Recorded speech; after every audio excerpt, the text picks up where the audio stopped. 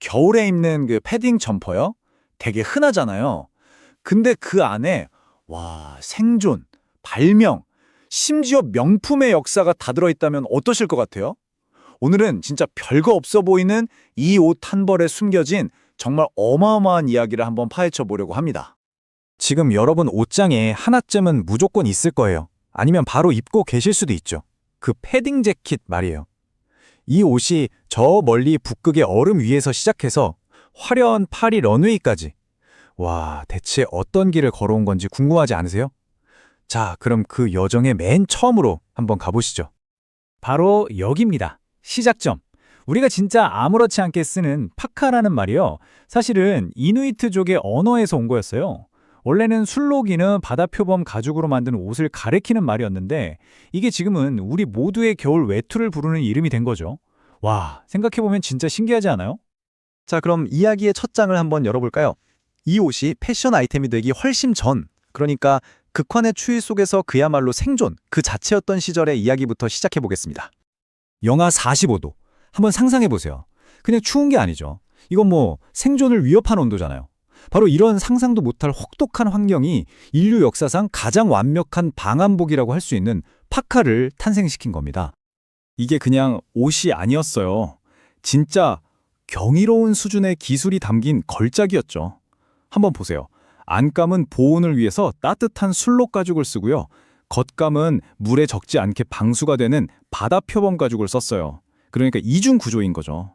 심지어 실은 동물의 힘줄로, 바늘은 뼈로 만들어서 그 땀 간격을 1mm로 엄청 촘촘하게 꿰맸대요.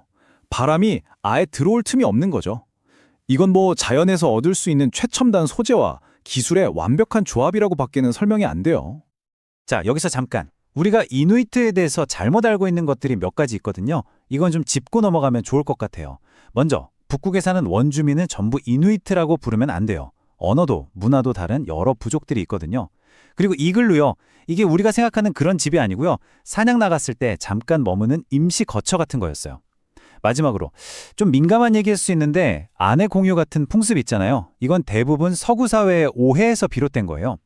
아주 극소수 지역에서 고립된 환경 때문에 생길 수 있는 유전 문제를 피하려고 했던 관습이 있었는데 이게 완전히 와전된 거죠.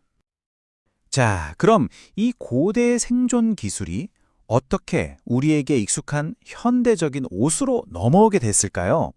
그 시작은요, 한 남자가 죽을 뻔한 끔찍한 경험에서부터 비롯됩니다. 때는 1930년대 에디 바우어라는 사람이 있었어요. 이 사람이 진짜 알아주는 아웃도어 광이었는데 어느 겨울날 낚시를 갔다가 저체온증으로 정말 죽다 살아납니다. 온몸이 꽁꽁 얼어붙는 그 순간에 이대로는 안 되겠다. 진짜 사람을 살리는 옷이 필요하다고 절실하게 느낀 거죠. 그렇게 죽음의 문턱에서 갑자기 어릴 때 삼촌한테 들었던 이야기가 딱 떠오른 거예요. 러시아 군인이었던 삼촌이 보급받은 코트가 있었는데 그 안에 오리 솜털, 그러니까 다운이 들어있어서 혹한에도 엄청나게 따뜻했다는 거였죠. 이거다 싶었던 거죠. 이 기억 하나로 겉감이랑 안감 사이에 다운을 채워넣고 퀼팅 처리한 미국 최초의 다운 재킷을 발명해서 1937년에 특허까지 냅니다. 대단하죠? 자, 이제 이야기는 캐나다에 있는 한 작은 공장으로 넘어갑니다. 여기서부터는 생존을 위한 옷이 어떻게 부와 신분의 상징, 즉 명품으로 변신하는지에 대한 이야기예요. 여러분, 캐나다 구스가 처음부터 명품이었을까요? 전혀요. 원래 이름은 스노우 구스였고요. 다른 브랜드 옷 만들어주는 그냥 하천 공장이었어요. 주문자 상표 부착 생산 OEM이라고 하죠. 딱 거기까지였는데 창업자의 손자인 데니 레이스가 나타나면서 모든 게 바뀝니다. 이 평범했던 공장을 지금의 글로벌 럭셔리 브랜드로 완전히 뜯어 고친 거죠. 데니 레이스의 전략, 그 핵심은 발견이었어요. 어느 날 가만 보니까 우리 할아버지 공장에서 만드는 이 옷, 품질이 이미 세계 최고 수준인 거예요. 아니 이걸 왜 남 좋은 일만 시키고 있지? 싶었던 거죠. 그래서 여기에다가 이누이트의 역사에서 따온 세상에서 가장 추운 곳을 위한 옷이라는 스토리, 그리고 메이드 인 캐나다라는 자부심, 이 두 가지를 딱 입힌 겁니다. 더 이상 옷만 파는 게 아니라 브랜드를 팔기로 결심한 순간이었죠. 근데 따뜻하기만 하다고 다 명품이 되는 건 아니잖아요. 그 당시에 나오던 패딩 점퍼들한테는 치명적인 약점이 하나 있었어요. 바로 이거죠. 통나무 같다. 맞아요. 입으면 너무 뚱뚱해 보이고 핏이 안 살았던 거예요.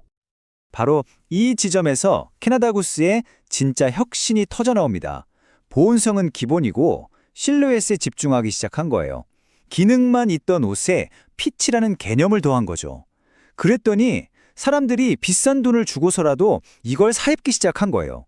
단순한 방한복이 아니라 멋진 패션 아이템으로 거듭나는 순간이었어요. 자, 그럼 이제 다운 재킷을 산꼭대기에서 아예 하이패션 런웨이 한복판으로 끌고 온 또 다른 브랜드 얘기를 해볼까요? 네, 바로 몽클레어입니다. 몽클레어의 스토리는 이건 거의 영화 수준이에요. 원래는 알프스 산골짜기 공장에서 일하는 노동자들 춥지 말라고 만들어준 작업복이었거든요. 근데 이게 지금은 세상 전위적인 디자이너들이 서로 협업하고 싶어 안달인 하이패션 아이콘이 됐잖아요. 망하기 직전이었던 회사가 어떻게 이렇게 변할 수 있었을까요? 이야기는 1952년에 시작돼요. 산악 장비 만들던 회사였는데 직원들 입으라고 만들어준 패딩이 입소문이 나면서 좀 유명해졌어요. 80년대에 이걸로 패션 사업 해보려다가 홀라당 망하고 거의 파산 직전까지 가죠. 바로 그때 2003년에 레모루핀이라는 이탈리아 사업가가 혜성처럼 등장합니다. 그는 몽클레어의 가능성을 딱 알아보고 회사를 사들인 다음에 정말 과감한 결정을 내려요. 다른 건 다 집어치우고 오직 다운 재킷 하나에만 올인한다. 그리고는 세계 최고의 디자이너들을 싹 다 끌어모아서 이 평범한 작업복을 예술작품의 경지로 올려놓습니다. 자, 그럼 지금까지 우리가 따라온 이 놀라운 여정들을 하나로 묶어서 그 의미를 한번 정리해볼까요? 이 연표를 한번 보세요. 이게 바로 다운 재킷이 걸어온 길 그 자체예요. 북극의 생존 도구에서 시작해서 한 발명가의 번뜩이는 아이디어를 거치고 캐나다 구스와 몽클레어라는 두 위대한 브랜드를 만나서 마침내 기능과 패션을 모두 갖춘 세계적인 아이콘이 되기까지 이 모든 이야기가 우리가 입는 옷 한 벌에 다 담겨 있는 거예요. 그러니까 저 멀리 북극에서 이누이트가 입었던 바다 표범 가죽 코트랑 파리 런웨이 위에 등장한 몽클레어의 패딩 드레스. 겉보기엔 완전히 다른 옷 같잖아요? 근데 아니에요. 사실은 한 뿌리에서 나온 똑같은 이야기의 한 부분이라는 거죠. 생존을 위한 지혜가 시간을 건너뛰어서 예술과 욕망의 대상이 된 거니까요.